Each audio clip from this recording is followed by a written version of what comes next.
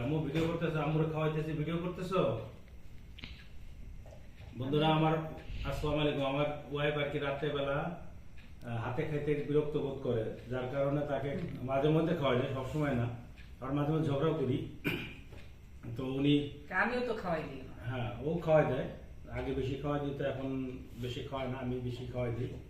তো কথা হচ্ছিল ওই আমি ভাত খাওয়াই দিলে সে বেশি পরিমাণে খাইতে পারে, আর নিজে হাতে খেলে তখন বেশি খেতে পারে না, তাই না? বিসমিল্লাহ।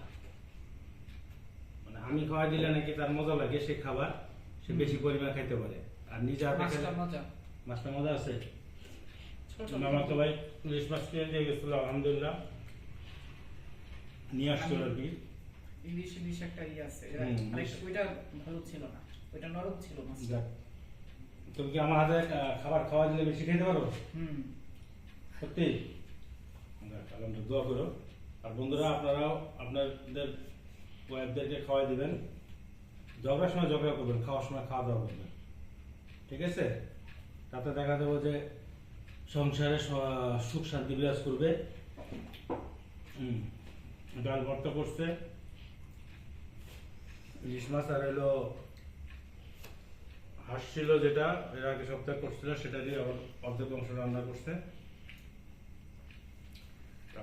আমাদের খাওয়ার পরও ওইটুকু তোমার জন্য রাখছি। ও, তোমরা রান্না করে খাওয়া করছো, তারপর আমাদের রাখছো। আলহামদুলিল্লাহ।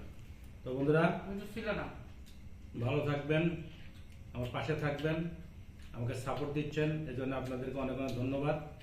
আমাকে আর সাপোর্ট দিবেন যাতে আমি উত্তর আমার চ্যানেলটাকে আরো সমৃদ্ধ করতে পারি। তো ভালো থাকবেন, আসসালামু আলাইকুম।